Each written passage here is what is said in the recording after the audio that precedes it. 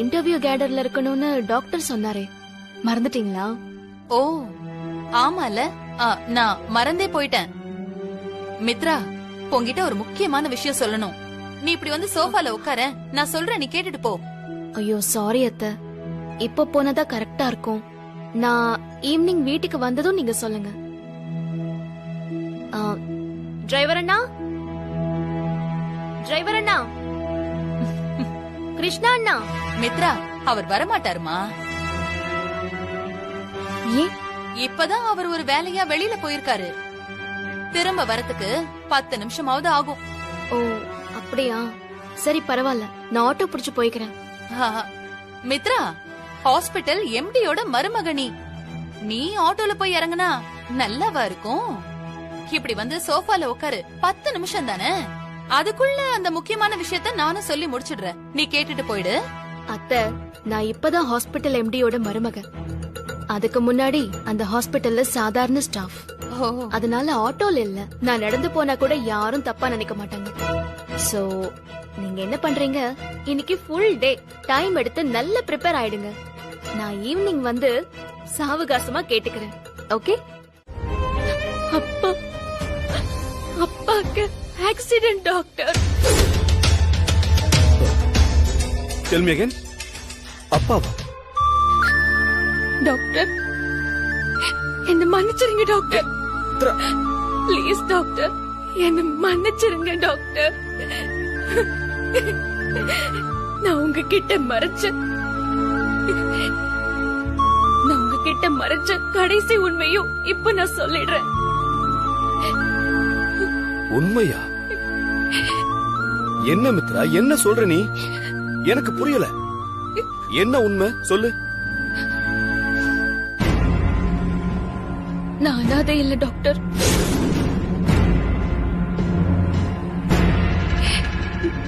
எனக்கு ஃபேமிலி இருக்கு. அம்மா, அப்பா, தங்கச்சி எல்லாரும் இருக்காங்க டாக்டர்.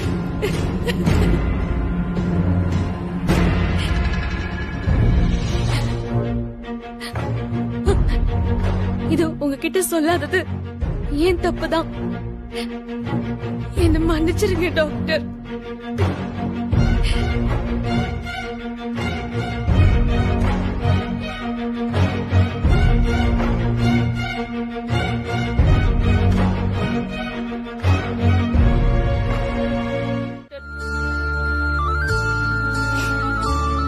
அதுக்காக தான் சம்மதிச்சேன்.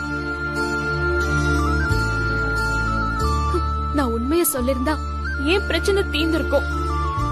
ஆனா உங்க பிரச்சனை அப்படியே தானே இருந்திருக்கும்.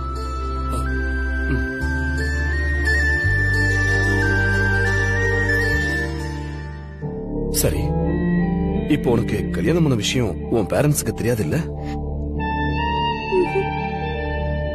அவங்க நீ ஏதோ இங்க ஒர்க் பண்றதா நினைச்சிட்டு இருக்காங்க. ஆமா. என்னம்மா இது?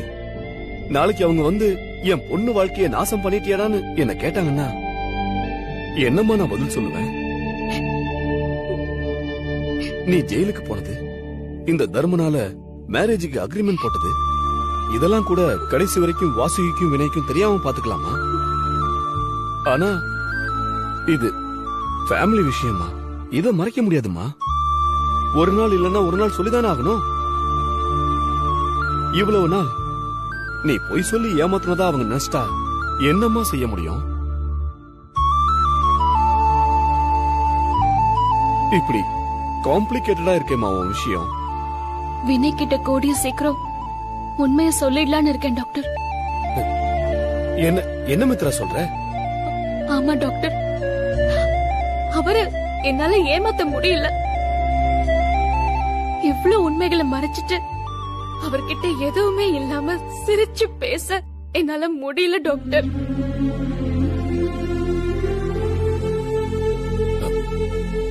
சரிமா, அது உன் விருப்பம்.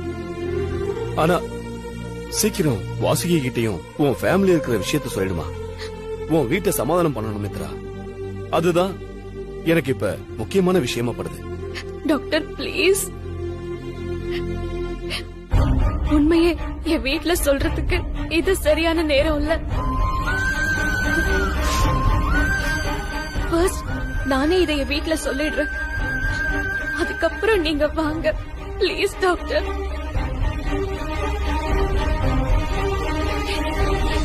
இப்போ எப்படியாவது என்ன ஊருக்கு அனுப்புங்க டாக்டர். என் அப்பாவை எனக்கு பார்க்கணும் போல இருக்கு டாக்டர். சரி சரி சரி சரி மித்ரா, நீ அழாத. இப்ப அவர் எப்படி இருக்காரு? என்ன கண்டிஷன்? எந்த ஹாஸ்பிடல்ல வச்சிருக்காங்க? ஒன்னும் தெரியல டாக்டர். அம்மா தான் கால் பண்ணாங்க. சீரியஸ் தான் நினைக்கிறேன். இல்லன்னா என்கிட்ட சொல்லிருக்கவே மாட்டாங்க. நான் பயப்படவே நினைச்சு அவங்களே சமாளிச்சிருப்பாங்க.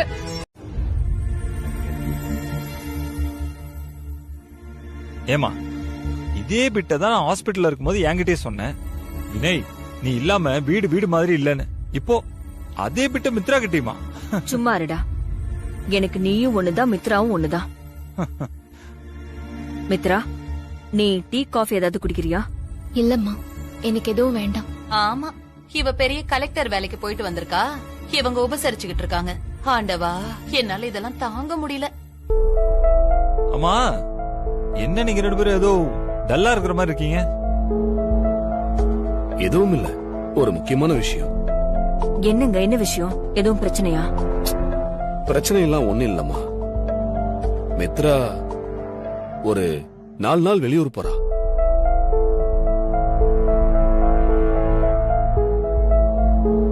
நான் 4 நாளா? ஏய் மித்ரா, 4 நாள் எங்க போற நீ? என்னங்க சொல்றீங்க? அவ எங்க போறா? எனக்கு புரியல. நாளைக்கு டெல்லியில all India medical association meeting நடக்க போகுது. அதுக்கு நம்ம ஹாஸ்பிடலுக்கும் இன்விடேஷன் வந்திருந்தது. நான் தான் வினய்க்கு உடம்பு சரியில்லாம போன இன்ஸ்டன்ட்ல அத மறந்தே போயிட்டேன். இன்னைக்குதான் திடீர்னு ஞாபகம் வந்துச்சு. அப்போ மித்ரா டெல்லிக்கு போக போறாளா மாமா? ஆமா, இப்பவே கிளம்பணும். பிளைட் டிக்கெட் எல்லாம் புக் பண்ணியாச்சுமா.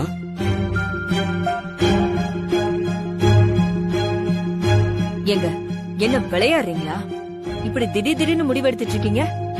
ஏன், இதுல என்ன இருக்குமா? மீட்டிங்னா நீங்க போக வேண்டியதானே? சின்ன பொண்ண அவ்வளவு தூரம் போக சொல்றீங்க? வாசுகி, நீ எந்த காலத்துல இருக்க? இப்ப பொண்ணுங்கெல்லாம் என்னென்னமோ பண்ணிக்கிட்டு இருக்காங்க. மித்ரா படிச்சிருக்கா, நம்ம ஹாஸ்பிடல் அட்மினிஸ்ட்ரேஷன்ல இருந்திருக்கா. நாளைக்கு எனக்கு அப்புறம் ஹாஸ்பிடல்ல நான் மித்ரா கிட்ட தான் ஒப்படைக்க போறேன். இன்னும் என்னமோ சின்ன பொண்ணு மாதிரி பேசிக்கிட்டு இருக்க. அதுவும் இல்லாம மித்ரா ஒன்னும் தனியாலாம் போகல. ஹாஸ்பிடல்ல ஒரு டீமே போகுது. நம்ம ராகவேந்திரா இருக்கார்ல, அவரும் அங்கதான் போறாரு. கூட மித்ராவும் போறா. அவ்வளவுதான். பா, அதெல்லாம் கரெக்ட் தான்ப்பா. அதுக்கு நீ இப்போ திடீர்னு வந்து 4 நாள் டெல்லி போறேன்னு சொன்னா எப்படிப்பா? வினய், அதனால உனக்கு என்ன பிரச்சனை? சர்வீஸ்னா அப்படிதான்டா இருக்கும். நான் எத்தனை நாள் திடீர்னு இப்படி கிளம்பி போயிருக்கேன்னு உங்க அம்மா கிட்ட கேளு. சரி, அப்படி அனுப்புறதா இருந்தா வினய கூட போகட்டும்.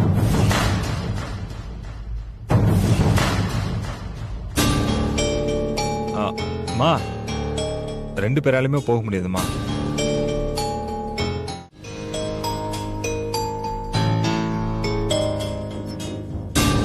ஹனிமூனா சொல்லவே இல்ல. சித்தி, நேத்து நைட்டு தான் டிக்கெட்டே கன்ஃபார்ம் ஆச்சு. சரி, ஓகே, காலையில உங்க எல்லார்கிட்டயுமே சொல்லிடலான்னு இருந்தேன். ராம்கி, நீங்க ஒண்ணு பண்ணுங்க, டெல்லிக்கெல்லாம் நீங்களே போயிட்டு வந்துருங்க. மித்ரா வேணா நான் நெக்ஸ்ட் டைம் அனுப்பி வைக்கிறேன்.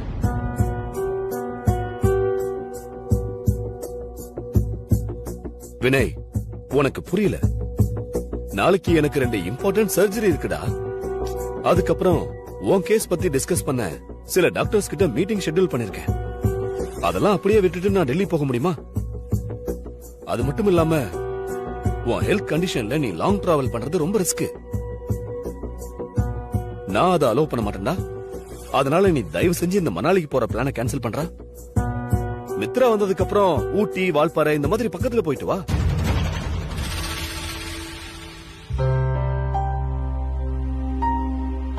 வினய், அவர் எப்பவோ முடிவு பண்ணிட்டாரு.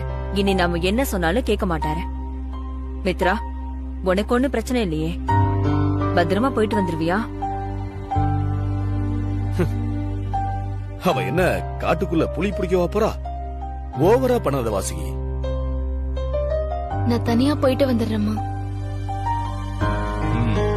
மா உனக்கு தெரியாதுமா, மித்ரா அந்த டாக்டர் சொன்னான்னு வச்சுக்கோயேன், புலி பிடிக்கிறது காட்டுக்குள்ள போனாலும் போயிட்டு வந்துருவா. மாப்பிள்ள வெளிநாட்டுல கை நிறைய சம்பாதிக்கிறாரு. தூரத்து சொந்தனாலும் பூர்வீகம் நம்ம பக்கத்து ஊரு. நம்ம குடும்பத்தை பத்தி நல்லா விசாரிச்சுட்டு அவங்களா வந்து பொண்ணு கேட்கும் போது தட்டி கழிச்சுட்டு உட்கார்ந்துட்டு இருக்க முடியுமா?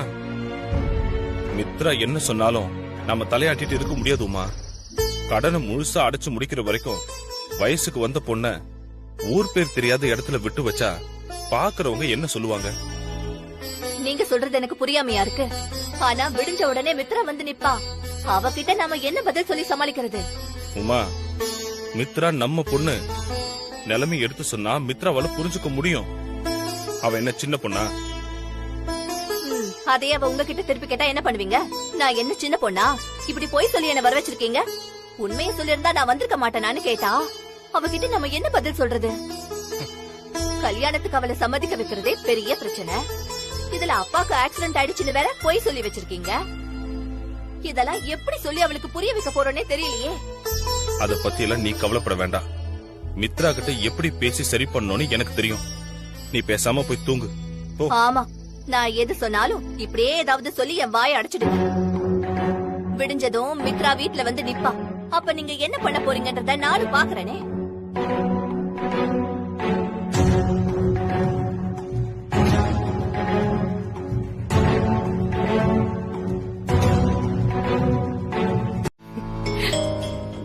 மித்ரா, வாமா. என்ன முறைக்கிறா? உண்மை தெரிஞ்சிருச்சோ? சரி, சமாளிப்போம். குடு முதல்ல. அப்பாவுக்கு ஆக்சிடென்ட்ன உடனே நீ என்னமோ ஏதோன்னு பயந்து போயிட்டியா? நாம கும்பிடுற சாமி நம்மள கைவிடல மித்ரா. தலைக்கு வந்தது தலப்பாயோட போற மாதிரி ஆக்சிடென்ட் ஆனாலும் உங்க அப்பாவுக்கு ஒரு சின்ன அடி கூட படல. அதிர்ச்சியில மயக்கமானவரு 1/2 மணி நேரத்துல மயக்கம் தெளிஞ்சு எந்திரிச்சு எல்லாரையும் பார்த்து சிரிக்க ஆரம்பிச்சிட்டாரு.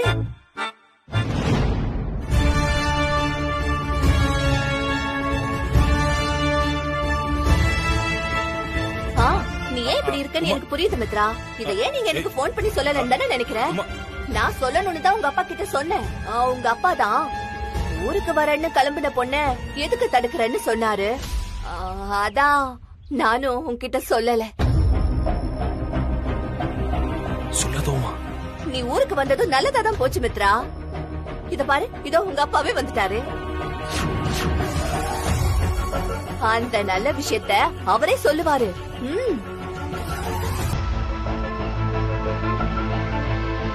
அம்மா சொல்றாங்கல்லப்பா, சொல்லுங்க, என்ன நல்ல விஷயம்?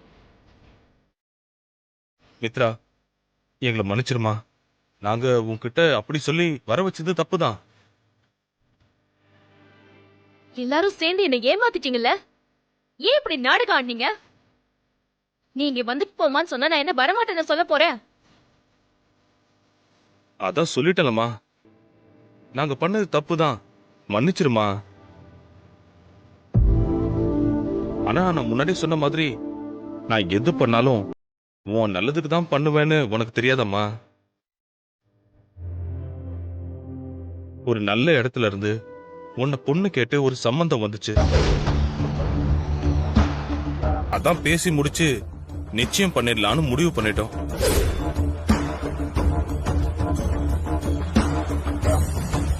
உன்கிட்ட கலந்து பேசாமலேயே நாங்க இந்த முடிவு பண்ணிருக்க கூடாதுதான். உன்கிட்ட கேட்டா இப்ப கல்யாணம் வேண்டான்னு தான் நீ சொல்லுவ. அதனாலதான் இப்படி உன்கிட்ட பொய் சொல்ல வேண்டியதாயி போச்சு.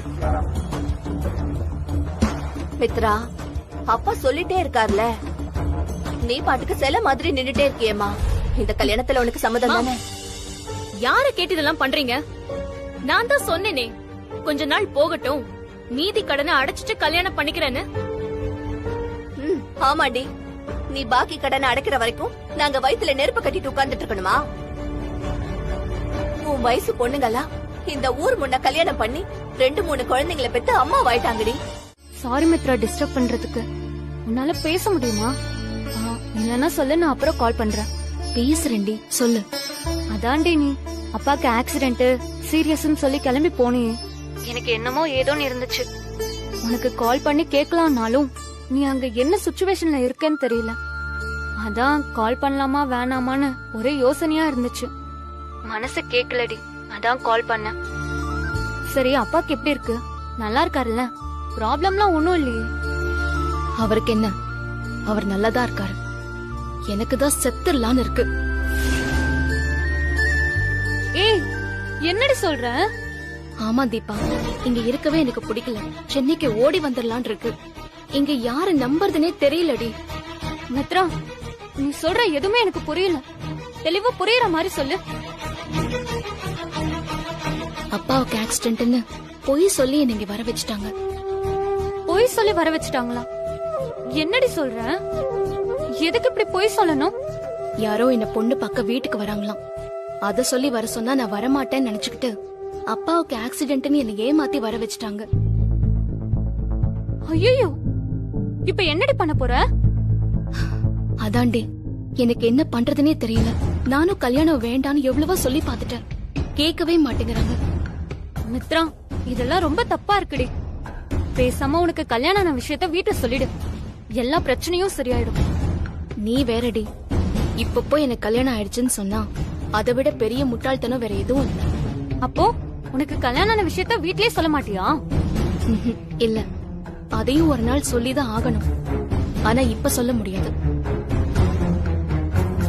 முதல்ல வினைக்கு ஹெல்த் கொஞ்சம் இம்ப்ரூவ் ஆகணும். அதே மாதிரி என் அம்மா அப்பாவையும் நான் கொஞ்சம் மென்டலா ரெடி பண்ணணும். ஆனா திடீர்னு போய் சொன்னா செட் ஆகாது. அதுவும் இப்ப இருக்கிற நிலைமையில நான் லவ் பண்றேன்னு சொன்னாலே அவங்க ஒத்துக்க மாட்டாங்க. இதுல நான் கல்யாணம் பண்ணிட்டேன்னு சொன்னா ஐயோ அவ்வளவுதான். அப்புறம் என்ன தாண்டி பண்ண போற? தெரியல தீபா. ஆனா ஒண்ணு மட்டும் எனக்கு நல்லா புரியுது. தெரிஞ்சோ தெரியாமலோ நான் ஒரு விஷயத்த ஸ்டார்ட் பண்ணிட்டேன். இனிமே அழுதுகிட்டு உட்கார்ந்துட்டு இருந்தா பிரயோஜனம் இல்லை. நான் ஃபேஸ் பண்ணி தான் ஆகணும். அதனால தைரியமா ஃபேஸ் பண்ணலாம்னு முடிவு பண்ணிட்டேன். அப்படின்னா சொல்லு, நான் உடனே கிளம்புறேன். நான் ஏன் உங்களை போக சொல்ல போறேன்? எப்போதும் பஞ்சுவாலிட்டி கேஷுவாலிட்டின்னு ஓடுவீங்களே, அதனால தான் கேட்டேன். நான் இன்னைக்கு லீவ் போடலாம்னு இருக்கேன் வாசுகி. என்னங்க அதிசயமா இருக்கு? சுனாமி கினாமி வந்துட போகுது. ஹே இல்ல வாசு, வினையும் வெளியூர் போயிருக்கான், மித்ராவும் டெல்லி போயிருக்கா. நீ தனியா இருப்பியே, அதான் உனக்கு கம்பெனி கொடுக்கலான்னு இருக்கேன். நல்ல வேலை ஞாபகப்படுத்தினீங்க. மித்ரா போன் பண்ணாளா? டெல்லியில ஏற்பாடெல்லாம் கரெக்டா பண்ணிருக்காங்களாமா? விசாரிச்சீங்களா? அதெல்லாம் பேசிட்டேம்மா. அகாமடேஷன்ல இருந்து ஃபுட் வரைக்கும் எல்லாம் பர்ஃபெக்ட்டா இருக்கு. அவ ரொம்ப என்ஜாய் பண்றலாம் அப்படின்னு சொன்னான். நான் வேற பயந்துகிட்டே இருந்தேன், ஒரு வயசு பொண்ண தனியா அனுப்பி வைக்கிறோமேன்னு. மித்ரா என்ன தனியாவா போயிருக்கா? நான் தான் உங்ககிட்ட சொன்னேனே, நம்ம ஹாஸ்பிடல்ல இருந்து ஒரு டீமே போயிருக்காங்கன்னு. எதுக்கு நீ பயப்படுற? அவங்க எல்லாருமே தான் போயிருக்காங்க. ஆனா நம்ம வீட்ல இருந்து மித்ராவுக்கு துணையா யாருமே போகலையே, அத சொன்னேன். மித்ரா டெல்லி இல்ல, வாஷிங்டன் வரைக்கும் கூட தனியா போயிட்டு வந்துருவா. நீ ஏன் பயப்படுற? இத்தனை வருஷமா நாமளா போய் அவளை பாத்துக்கிட்டு இருந்தோம். சார். வெங்கட் வாங்க. Good morning sir. உங்களுக்காக தான் வெயிட் பண்ணிட்டு இருந்தேன். உட்காருங்க. Okay sir. Good morning madam. Sorry sir, டிராபிக்ல மாட்டிட்டேன், லேட் ஆயிடுச்சு. இது நீங்க சொல்லணுமா என்ன? இந்த மெட்ரோ ஒர்க் முடியற வரைக்கும் அப்படிதான் இருக்கும். சரி, நீங்க என்ன சாப்பிடுறீங்க? Coffee, tea, anything? Coffee sir. Coffee வாசி. வசந்தி. சொல்லுங்கக்கா. வசந்தி, காஃபி எடுத்துட்டு வா. சரிக்கா. மாமா உங்களுக்கு ஏதாச்சும் வேணுமா? வேணாமா, இப்பதான் சாப்பிட்டேன். தேங்க்ஸ். சரி சார், இந்தாங்க சார். கொடுங்க.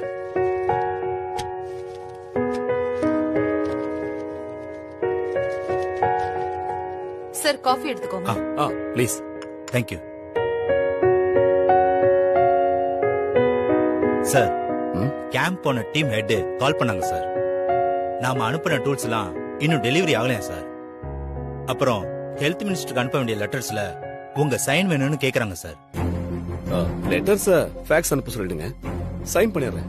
இன்னைக்கே அனுப்பிடுங்க. ஏங்க, ஒரு சைனுக்கு எதுக்கு ஃபேக்ஸ் போஸ்ட்னு? மித்ரா அங்க டெல்லியில தானே இருக்கா, அவ சைன் பண்ண பத்தாதா? இந்த மாதிரி இஷ்யூஸ கிளியர் பண்றதுக்கு தானே மித்ராவை அங்க அனுப்பி வச்சீங்க. மித்ரா மேடமா? அவங்க டீம் கூட போகலையே.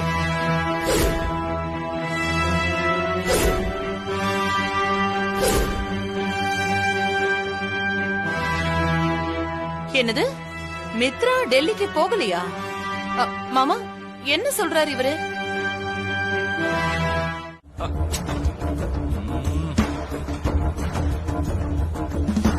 வினய் நம்ப முடியாது. வீடியோ கால்ல வந்தாலும் வருவாரு.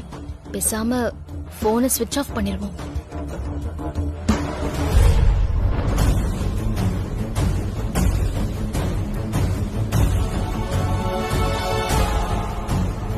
ஹாஸ்பிட்டல்ல இருந்து போன் பண்றாங்கன்னு சொன்ன, ஆனா பார்த்தா அப்படி தெரியலையே. ஏதோ பாய் ஃப்ரெண்ட் கிட்ட பேசுற மாதிரில இருந்தது. அதிக பிரசங்கித்தனமா பேசாத, வா போலாம்.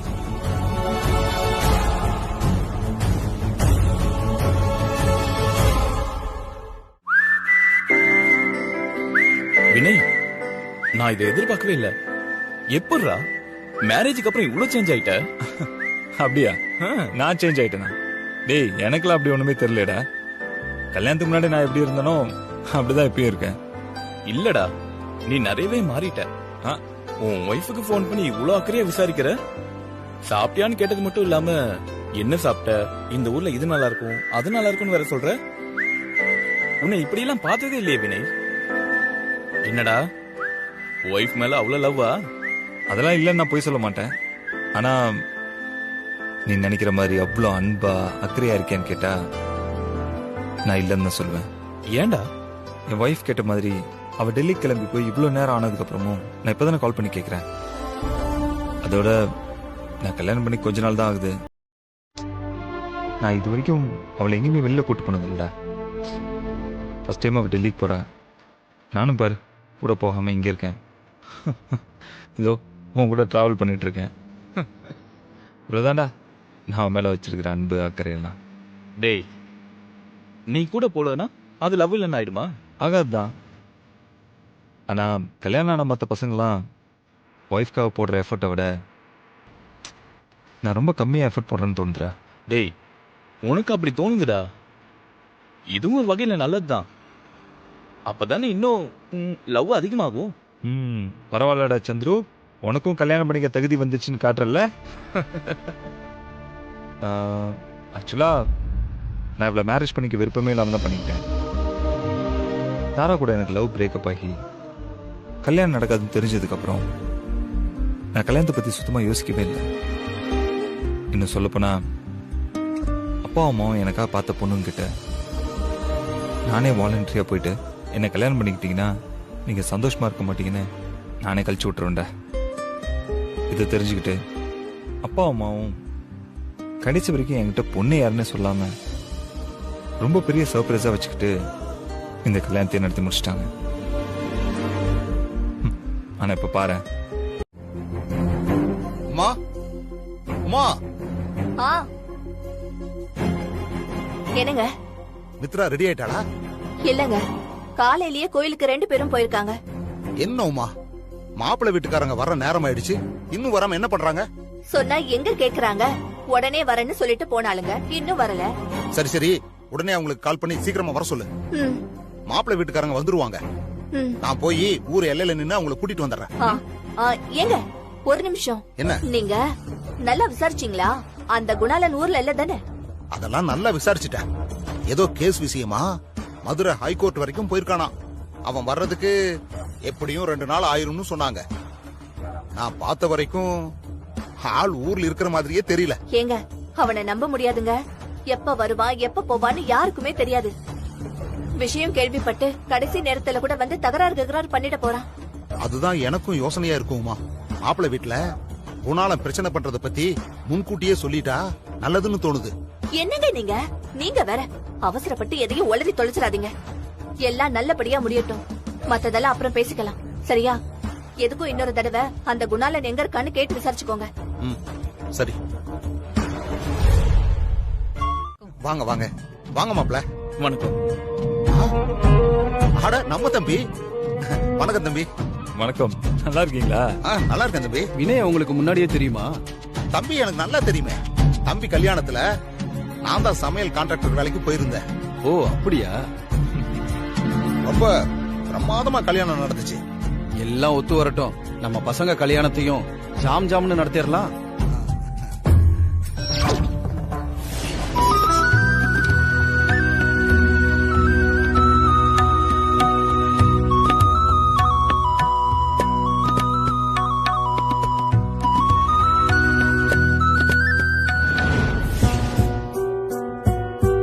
தம்பியை பார்த்ததுமே எனக்கு பாதி பதட்டம் குறைஞ்சு போச்சு. நீங்க 2 பேரும் உறவுக்காரங்களா? அப்படின்னு சொல்லலாம். ஆனா உங்க மருமகன் எனக்கு ரொம்ப க்ளோஸ் ஃப்ரெண்ட்.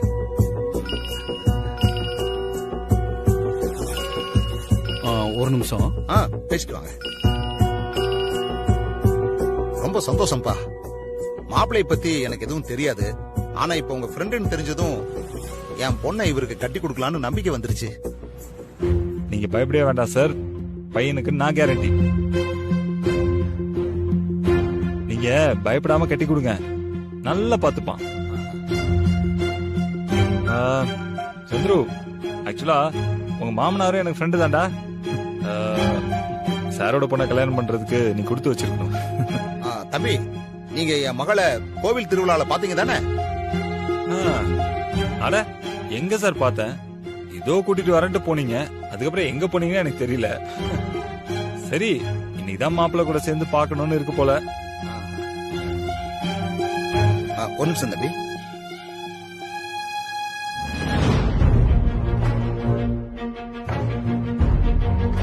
உமா, சொல்லுங்க. மாப்பிள்ளை வீட்டுக்காரங்க எல்லாரும் வந்துட்டாங்க. நான் இன்னும் கொஞ்ச நேரத்துல அங்க கூட்டிட்டு வந்துருவேன். நீ அதுக்குள்ள எல்லா ஏற்பாடையும் பண்ணி வச்சிரு. என்ன? சரிங்க. சரி, பொண்ணுக்கு போன் பண்ணி மாப்பிள்ளை வீட்டுக்காரங்க வந்துட்டாங்கன்னு சொல்லி சீக்கிரம் வர சொல்லு. சொல்லிடுறேங்க. சரி, நான் உடனே வந்துடுறேன். வச்சிட்டா? சரிங்க. சரிம்மா. சமதி, கிளம்பலாமா? ஆமா, பொண்ணு எங்க போயிருக்கா? அது பொண்ணுக்கு கொஞ்சம் கடவுள் நம்பிக்கை ஜாஸ்தி. அதான் அவளும் அவ தங்கச்சியும் கோயிலுக்கு போயிருக்காங்க. நான் கிளம்புறதுக்கு முன்னாடியே போயிட்டாங்க. இந்நேரம் வந்திருப்பாங்க. வாங்க, நம்ம போலாம். வாங்க. சரி, போலாம். போலாம். அக்கா, எனக்கு என்னமோ நீ வேணுங்கனுமே டிலே பண்ண மாதிரி தோணுச்சு. Tube light. இப்பதான் நீ இதையே கண்டுபிடிச்சியா? என்னக்கா சொல்ற? அப்போ உனக்கு இந்த கல்யாணத்துல விருப்பம் இல்லையா? கொஞ்சம் கூட விருப்பம் இல்லடி. இது என்ன நான் மூடியா மறைக்கிறேன்? அப்பா அம்மா கிட்ட ஓப்பனா சொல்லிட்டேன். ஏன்க்கா கல்யாணம் வேணான்ற? அம்மா சொல்ற மாதிரி சென்னையில யாரையாவது லவ் பண்றியா? ஆமா, நான் இருக்கிற நிலைமையில லவ் பண்றேன். அம்மா தான் புரியாம பேசுறாங்கன்னா நீயும் அப்படி பேசாத. நம்ம குடும்பம் இருக்கிற நிலைமையில நான் எப்படி கல்யாணம் பண்ணிக்க முடியும்? தாரணி, நீ முதல்ல நல்லா படிச்ச ஒரு நல்ல வேலைக்கு வா. அதுக்கப்புறம் நான் கல்யாணத்தை பத்தி யோசிக்கிறேன்.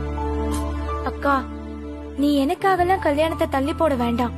பேசாம இந்த மாப்பிள்ளைய கல்யாணம் பண்ணிக்கிட்டு மலேசியால போய் செட்டில் ஆகுற வழிய பாரு. இந்த வயசுல கல்யாணம் பண்ணாதான்க்கா லைஃப்ல என்ஜாய் பண்ண முடியும். அதிக பிரசங்கித்தனமா பேசாத.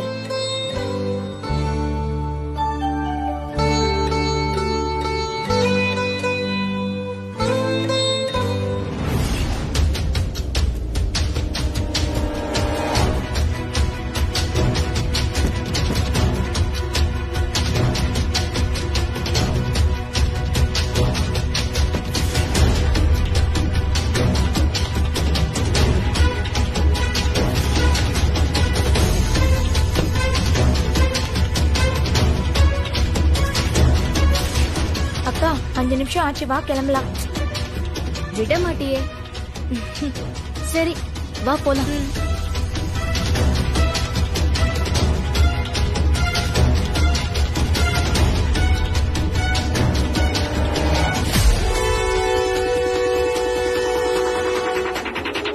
ஏய் சந்துரு, அங்க பாரு.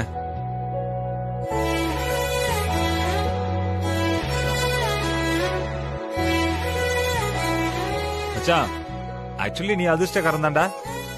2 பேருமே அழகா இருக்காங்கல்ல. இந்த 2 பேர்ல யார் பொண்ணா இருந்தாலும் நீ கண்ணை மூடிட்டு தாலி கட்டலாம். ஆமா, இதுல நீ யார பாக்க வந்த பொண்ணு? 2 பேருமே இல்லடா. 2 பேருமே இல்லையா? அப்புறம் வேற யார் பொண்ணு? டேய், அவ வேற மச்சான். வேறயா? சரி, அவங்கள நீ ஏற்கனவே மீட் பண்ணிருக்கியா? இல்ல. அப்புறம் எப்படா யாருன்னே தெரியாம சொல்ற? போட்டோல பாத்துருக்க மச்சான். போட்டோ? போட்டோல பாத்துட்டு தானே இவ்ளோ பில்டப் கொடுக்குறியா?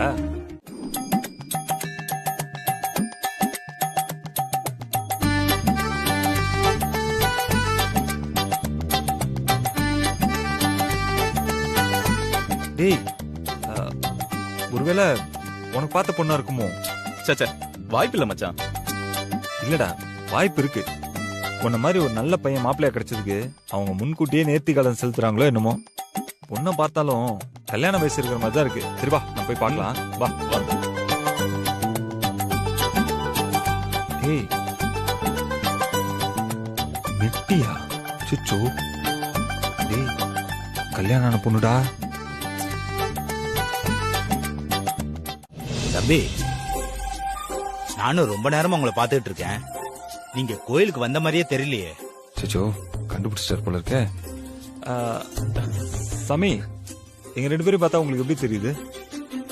நாங்க அம்மனோட தீவிர பக்தர்கள். சாமி கும்பிட வந்தோம். என்ன சாமி எங்களை போய் சந்தேகப்படுறீங்க? இல்லையே, உங்களை பார்த்தா சாமி கும்பிட வந்த மாதிரி தெரியலையே. சைட் அடிக்க வந்த மாதிரி தான் தெரியுது. சைட்டா? பொண்ணுங்க இருக்கிற இடமா தேடி தேடி பாத்துட்டு இருக்கீங்க. என்ன விஷயம்? இங்க எதுக்கு வந்தீங்க? மச்சான், அதே சந்துரு மாட்டிக்கிட்டோண்டா. பூசாரி அர்ச்சனை பண்றதை விட்டுட்டு நம்மளே வெடிக்கு பார்த்துட்டு இருந்திருக்காரு. நீ பேசாதடா, எதுவா இருந்தாலும் நான் பாத்துக்கிறேன். இருடா சாமி, உங்ககிட்ட உண்மையை சொல்றது தப்பு இல்லைன்னு நினைக்கிறேன். ஆக்சுவலா இந்த ஊருக்கு நாங்க பொண்ணு பார்க்க வந்தோம். வர வழியில பொண்ணு இந்த கோயிலுக்கு தான் சாமி கும்பிட வந்திருக்குன்னு பொண்ணோட அப்பா சொன்னாரு. அப்புறம் பொண்ணை வீட்டுல பாக்குறத விட கோயில்ல வச்சு பாக்குறது நல்லா இருக்குமே தான் இங்க வந்தோம். என்ன பண்றது, எங்க நேரம் எங்கேயுமே தேடி பொண்ணே கிடைக்கல. இப்பதான் விஷயமே புரியுது. நீங்க எதுக்கு தேவையில்லாம சுத்திக்கிட்டு இருந்தீங்கன்னு ஸ்ட்ரைட்டா என்கிட்ட வந்து கேட்டிருக்க வேண்டியதானே? நானே சொல்லிருப்பேன்.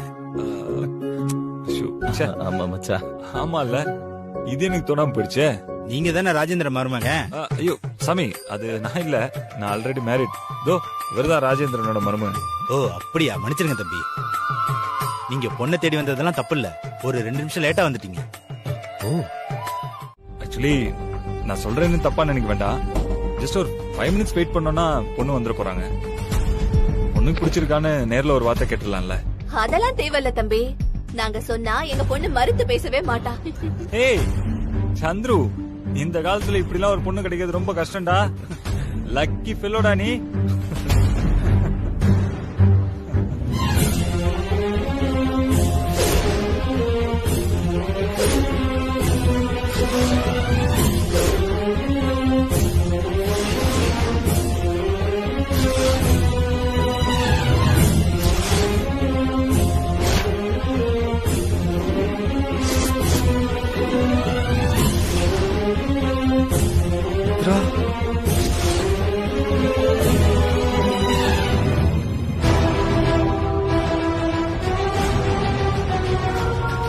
என்ன தம்பி போட்டோவையே பாத்துக்கிட்டு இருக்கீங்க?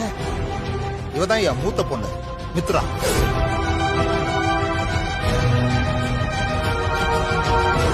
இவளதான் பொண்ணு பார்க்க வந்திருக்கீங்க.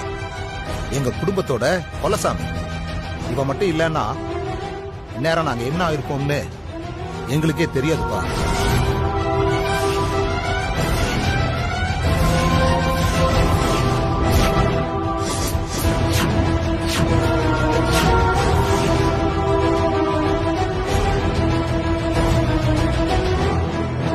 மித்ராவா?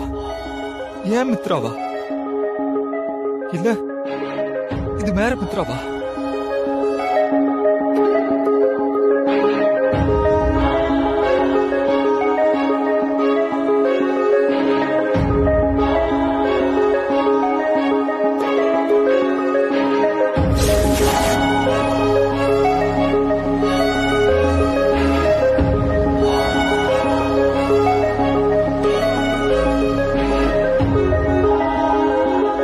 சத்ரு, நான் கொஞ்சம் வெளில இருக்கேன்.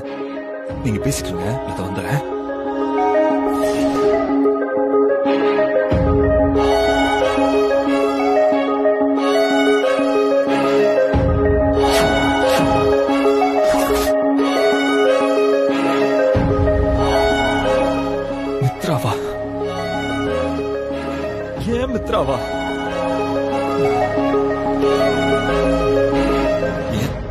மித்ராவை பொண்ணு பார்க்க வந்திருக்காங்களா?